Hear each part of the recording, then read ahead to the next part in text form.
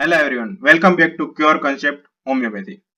तो चलिए स्टार्ट करते हैं हमारी ऑब्स्टेटिक एंड गायनेकोलॉजी की थेराप्यूटिक सीरीज को। और आज का हमारा टॉपिक है टॉक्सेमिया इन प्रेगनेंसी। ये टॉपिक यूनिवर्सिटी एग्जाम और क्लिनिकल प्रैक्टिस दोनों के लिए काफी इंपॉर्टेंट है। इस लेक्चर में हम टॉक्सेमिया ऑफ प्रेगनेंसी की इंपॉर्टेंट होम्योपैथिक रेमेडी को एग्जाम ओरिएंटेड अप्रोच के साथ समझेंगे। और अगर आपको थेराप्यूटिक्स आंसर राइटिंग का प्रॉपर पैटर्न नहीं पता है तो हमारा प्रीवियस वीडियो जरूर देखिएगा, उसका लिंक डिस्क्रिप्शन में मिल जाएगा। तो without wasting any time, let's begin. Definition: toxaemia of pregnancy is a condition occurring during pregnancy characterized by hypertension, edema and proteinuria after 20 weeks of gestation।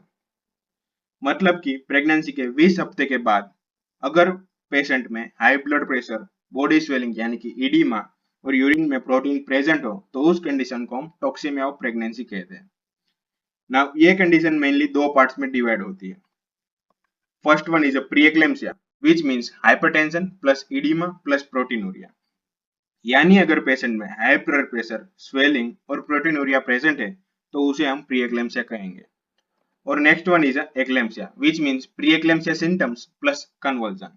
मतलब अगर पेशेंट में प्रीएक्लेम्सिया के सिम्टम्स के साथ साथ कन्वर्जन या फिट्स भी देखने को मिले तो उसको हम एक्लेम्सिया कहेंगे। अब एक बार क्विकली इंपॉर्टेंट रेमेडी को देख लेते हैं जिसको प्रीएक्लेम्सिया और एक्लेम्सिया के सिम्टम्स वाइज डिफरेंशिएट की हुई है। हाइपरटेंशन के लिए ओरम-मेट, बराइटाकार्ब और वेरेट्रम विरिडे। इडीमा के लिए एपिस मेलिफिका, आर्सेनिकाल्प और मर्ककोर।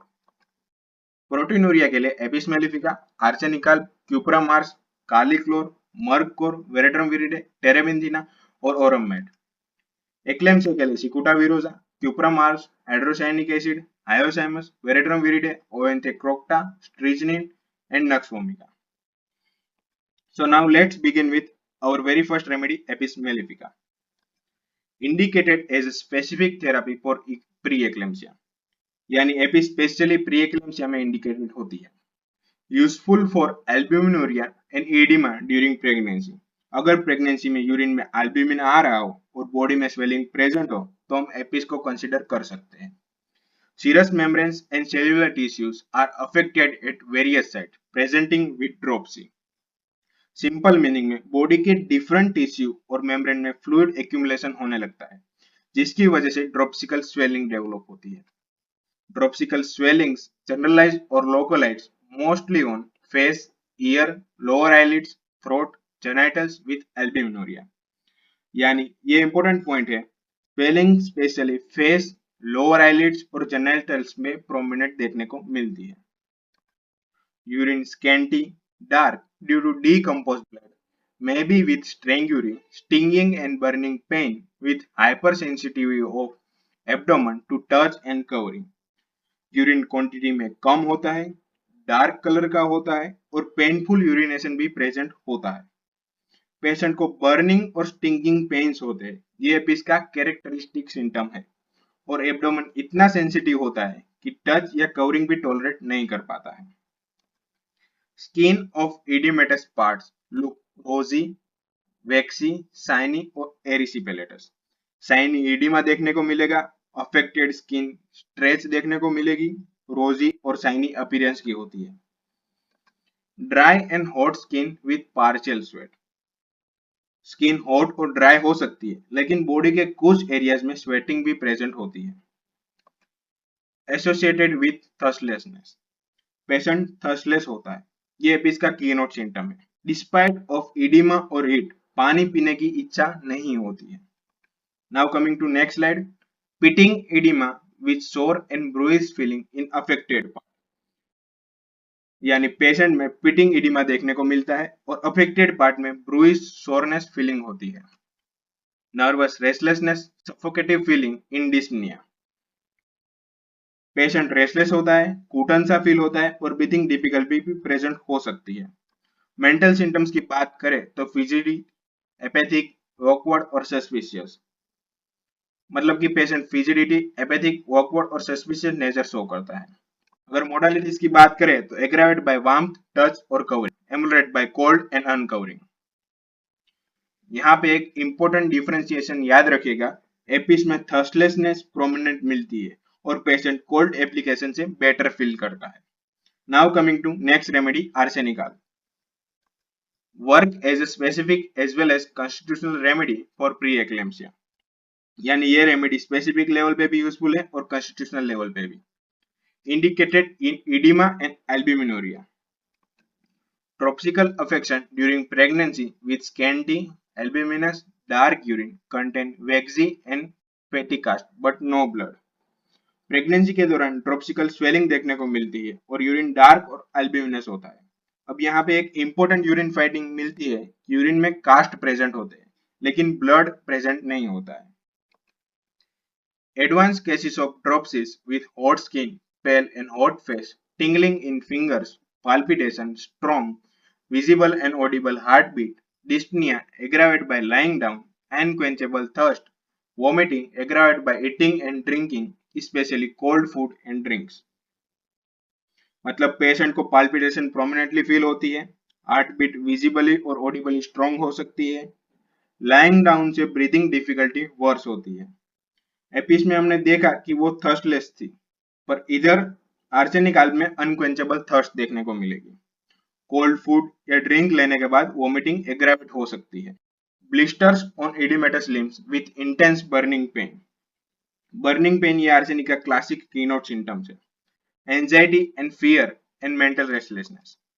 fear of incurable disease and fear of death during pregnancy. Mental picture की बात करें तो पेशेंट को एक्सट्रीम एंजाइटी होती है, रेस्टलेसनेस देखने को मिलती है और फियर ऑफ डेथ रहता है. पेशेंट को लगता है कि डिसीज इनक्योरेबल है. अगर कॉन्स्टिट्यूशनली देखें तो चिल्ली पेशेंट कोल्ड सेंसिटिव होता है, fastidious, hypochondriacal, anxious and prostrated. Everything neat और क्लीन और ऑर्गेनाइज चाहिए होता है. पेशेंट मेंटली एंशियस और फिजिकली एग्जॉस्टेड होता है. पीरियोडिकल अफेक्शन देखने को मिलता है. Prone for GI and respiratory affection देखने को मिलता है. एक मोडालिटी की बात करें तो aggravate by cold, mid day and midnight, exertion, lying down, specially in dyspnoea. Amelioration की बात करें तो warmth and rest except respiratory affection. यहाँ पे एक और डिफरेंशिएशन याद रखिएगा, एपिस में थर्स्टलेसनेस देखने को मिलती थी जबकि आर्सेनिक में अनक्वेंचेबल थर्स्ट कीनोट सिम्टम्स है. एपिस पेशेंट कोल्ड एप्लीकेशन से बेटर फील करता था, arsenic alb patient warm prefer करता है. आर्सेनिक आल्ब में एंजाइटी और रेस्टलेसनेस प्रोमिनेंट मार्क होती है. Now coming to next remedy, aurum met. Indicated as a specific as well as constitutional therapy for hypertension and albuminuria during pregnancy. यानी ये remedy specially उन cases में इंपॉर्टेंट हो जाती है जबकि प्रेगनेंसी के दौरान हाइपरटेंशन प्रोमिनेंट हो और साथ में अल्ब्यूमिनुरिया भी प्रेजेंट हो. ओरम का पिक्चर मेनली वास्कुलर कंजेशन और कार्डियक इन्वॉल्वमेंट के अराउंड रिवॉल्व करता है. Hyperaemia of the head, chest and heart with raised blood pressure, palpitation और इरेगुलर पल्स. अब यहाँ पे एक कंजेस्टिव वास्कुलर पिक्चर देखने को मिलता है. हेड कंजेशन, चेस्ट कंजेशन और कार्डियक कंजेशन प्रेजेंट होता है. ब्लड प्रेशर रेज होता है, पाल्पिटेशन भी होती है और पल्स इरेगुलर होती है. Sensation as if heart stop beating for few seconds followed by a tumultuous rebound. ये ओरम का वेरी इंपॉर्टेंट कार्डियक कीनोट है. पेशेंट को ऐसा फील होता है कि जैसे हार्ट कुछ सेकंड के लिए रुक गया हो और उसके इमीडिएटली बाद फोर्सफुल रीबाउंड हार्टबीट फील होती है. Urine turbid, albuminous, painful with thick sediment, sometimes retention of urine. Urine cloudy या टर्बिड हो सकता है, एल्ब्यूमिन प्रेजेंट होता है और थिक सेडिमेंट भी मिल सकता है और कभी-कभी रिटेंशन ऑफ यूरिन भी देखने को मिलता है. Vasomotor mobility leading to erratic evolution and venous congestion of especially head and chest. Simple meaning में समझे तो ब्लड वेसल की वेजोमोटर इंस्टेबिलिटी की वजह से सर्कुलेशन प्रॉपर मेंटेन नहीं होता है और वेनस कंजेशन डेवलप होने लगता है, स्पेशली हेड और चेस्ट रीजन में. There may be evidence of congestion of other structure such as nose, eyes, ears, genitals, etc. यानी सिर्फ हार्ट और हेड ही नहीं, बॉडी के multiple organ congested picture show करते हैं. Now coming to next slide. Constitutionally अगर देखें तो चिल्ली पेशेंट विथ क्रोफ्यूसलेसनेस. पेशेंट चिल्ली होगा. Syphilitic affection, destruction, caries, necrosis और exostosis. Aurum deep destructive pathology वाली रेमेडी मानी जाती है जिसमें हमें बोन डिस्ट्रक्शन, कैरीज, नेक्रोसिस ये सब टेंडेंसी प्रेजेंट देखने को मिलती है. मेंटल पिक्चर की बात करें तो duty conscious, intellectual yet due to lack of proper appreciation and consideration tends to become pessimistic with self-condemnation, maybe with suicidal thoughts. Aurum patient highly responsible और ड्यूटी कॉन्शियस होता है लेकिन जब एप्रिसिएशन नहीं मिलता है तो ग्रेजुअली पेसिमिस्टिक और डिप्रेस होने लगता है, may be with suicidal thoughts, और पेशेंट को सुसाइडल थॉट्स भी आने लगते हैं। मोडालिटीज की बात करें तो aggravate by cold, cloudy weather, night, emotional disturbance, mental labour and abuse of mercury. एमुलेटेंट फैक्टर की बात करें तो becoming warmth and open air. अब यहाँ पे इंपॉर्टेंट डिफरेंशिएशन ये है कि ओरम मेट में हाइपरटेंशन और कार्डियक कंजेशन प्रोमिनेंटली मार्क होता है, जो एपिस और आर्सेनिक का डिफरेंशिएशन है।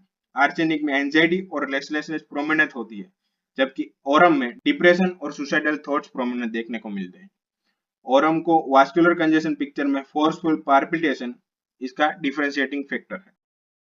क्विक रिवीजन कर लेते हैं। एपिस में थर्स्टलेस पेशेंट होता है, पफी शाइनी एडिमा देखने को मिलेगा, स्टिंगिंग एंड बर्निंग पेन इसका कैरेक्टरिस्टिक की नोट है। Aggravate by heat, touch and covering, ameliorate by cold application. Arsenic की बात करें तो अनक्वेंचेबल थर्स्ट देखने को मिलेगी, इंटेंस बर्निंग पेन देखने को मिलेगा, एक्सट्रीम एंजाइटी एंड रेस्टलेसनेस देखने को मिलेगी। चिली पेशेंट होगा, एग्जॉस्टेड पेशेंट होगा। Aggravate by cold and mid day midnight aggravation देखने को मिलेगा। Ameliorate by warmth and rest होगा। ओरम मेट की बात करें तो हाइपरटेंशन प्रोमिनेंटली देखने को मिलेगा, कार्डियक कंजेशन एंड पाल्पिटेशन देखने को मिलेगा, इरेगुलर पल्स हो गए, वेनस कंजेशन देखने को मिलेगा, सुसाइडल थॉट्स और डिप्रेशन देखने को मिलेगा। एग्रावेशन की बात करें तो कोल्ड एंड इमोशनल, एमुलेटिंग फैक्टर की बात करें तो वार्म एंड ओपन है। सो स्टूडेंट, ये थी हमारी first 3 important remedy for toxaemia in pregnancy. अगर लेक्चर हेल्पफुल लगा हो तो वीडियो को लाइक करिएगा, शेयर करिए और चैनल को सब्सक्राइब जरूर करिएगा। नेक्स्ट एपिसोड में हम और इंपॉर्टेंट रेमेडी को कवर करेंगे विथ एग्जाम ओरिएंटेड डिफरेंशिएशन के साथ। Till then keep studying, keep revising and stay connected with your concept homeopathy. Thank you so much.